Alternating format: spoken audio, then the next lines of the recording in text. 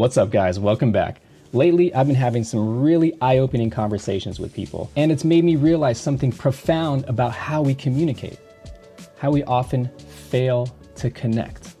It's like this. You can have all the experience in the world, be absolutely right about a situation, but people still won't listen. And it's not about the information itself, but how we deliver it. And you don't have to take my word for it. A retired U.S. Navy SEAL officer, Jocko Willink, explains psychological reactance. Jocko highlights a very real tendency to resist when people feel like their autonomy is being questioned or threatened. The weird thing is, so not only is there's these sort of pre-formatted relationship things that you have with your kids. So, you care about your kids and you know exactly what they should be doing. You know it. And you know what, Echo Charles? You're right. You're actually right. And if your kid was like, all right, here's the schedule, here's what we're doing, your kid could become the apex example or the apex capability that they could meet them all. Like, we all know that. We could formulate the plan and we're right. We're 100% right. But I'm gonna tell you right now, there's a pre-programmed thing in our mind that we know that we're right, and we know what's best for our kids. There's also a pre-programmed thing in their head, and that thing doesn't always line up. And there's something about your kids, and look, there's something about your kids, and it's the same with your employees. It's the same with people. Like, if I bark orders at you, or I say like, "Hey, Cody, here's exactly how we're doing this," you're going to have psychological reactance, which is a real term that I learned. You're going to be like, oh, Jocko thinks he knows how to do this better than me. Oh, Jocko thinks he knows how to, how to run the FTX better than I do. Okay, we'll see. And you're going to be negative, man. It's just what's going to happen. It's guaranteed to happen. It's guaranteed to happen. I have your best interests in mind, whether I'm talking to my daughter, who I'm like, oh, you want to be champion? Here's what you should do. I know. Bro, I've trained actual freaking champions. Echo Charles. Yes, sir. Straight up. Mm-hmm. By the way, let's just get real here. in the sports that we're talking about, I have been down the promised road. I have trained the world champion. Right? I get it. Yeah, know the deal. 100%. Yeah.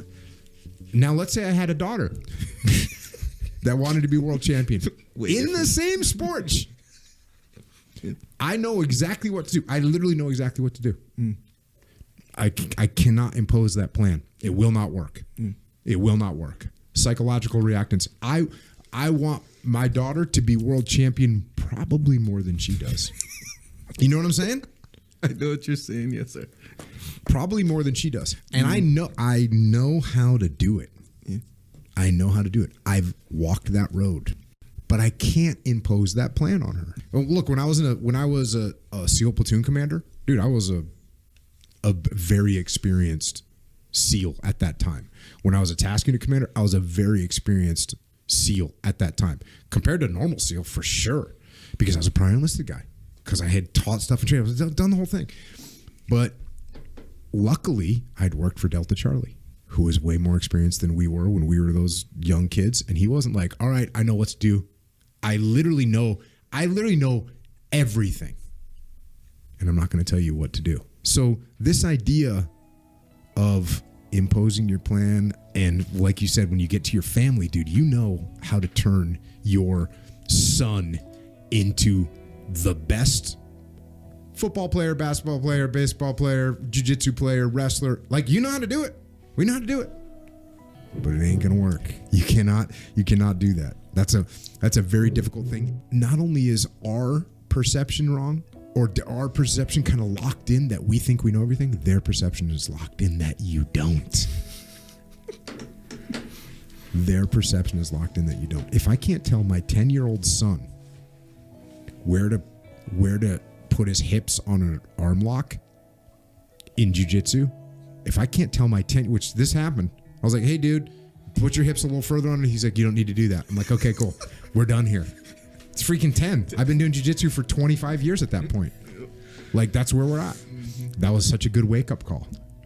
Because you cannot impose things on people. Prior to seeing this, I found myself in a conversation where I was trying to share some insights, help some family members, but I realized I was hitting a wall. I was laying out the facts, explaining my perspective, but it just wasn't landing.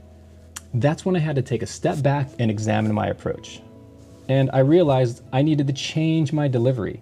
I needed to ask more questions rather than just telling people what to think. No one wants to hear all that, regardless of your experience, which is counterintuitive to me because I'm a polymath who always wants to increase the understanding in the world. I'm open to a lot of other people's teachings because I want to see if I can implement some of those ideas into my own workflow. So because of psychological reactance, we should realize that sometimes we need to mentally step around a topic to help others see the innate virtues of what we're trying to share. Now, this isn't just like a personal anecdote. Psychological reactance is a fundamental aspect of human psychology. As you saw in the clip, some people's perspectives are locked in. They're not being stubborn or disrespectful. They're just reacting to something deep within their psyche. It's that feeling of resistance we experience when we feel like our autonomy is being threatened. In Jocko's video, he highlights that even when you have expertise, imposing your plan on others, especially family, is likely to backfire. It's that "don't tell me what to do" response. Even if we know deep down it's the best advice for them and it's good advice. Getting over that part is the toughest. You might feel disrespected, unwanted, disconnected. Depending on where you're at in life, it can lead to some pretty negative things. This is especially true for men who have a deeper need to feel respected in relationships. But here's the key. Those who are willing to consider information from different angles, who are open to new perspectives, they're the ones who will truly thrive. So how do we navigate the psychological reactance? How do we step around it and create genuine understanding? The first practice is active listening. Instead of jumping in with your own solutions, truly listen to what these people are trying to do. Ask clarifying questions. Show genuine interest in their perspectives. This demonstrates respect and creates a foundation for open dialogue. Next, use I statements. Instead of saying, "you're wrong," try saying, "from my perspective, I've observed," or "I see it differently." Although saying "I" or injecting your opinion in there could also get some backlash. They could say, "well, no one asked for your opinion," right? So the third and possibly best way is to ask open-ended questions. Guide them toward their own realizations. For example, instead of saying, "you should do this, do it like this because I know better, daddy knows best," you could ask, "what are some potential solutions? What are some of the things you've considered? Or what would happen if you tried this approach?" Next, acknowledge their feelings.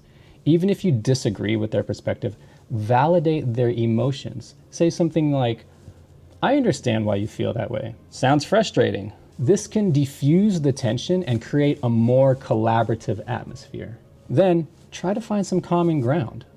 Look for areas of agreement, even if they're small. This can build rapport and make it easier to navigate disagreements. Next, be patient. Changing perspectives takes time. Don't expect immediate results. Be willing to have open conversations and allow space for reflection. And finally, lead by example. Demonstrate the behaviors you want to see in others.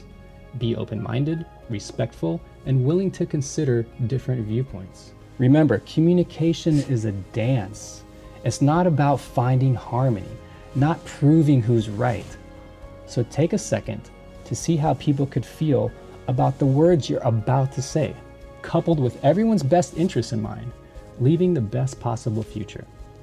By understanding psychological reactance and practicing these strategies, we can create more meaningful connections and build a more understanding world. That's it for today, friends. I hope you've gained some insight. Please like, make sure to subscribe, and I'll see you in the next one.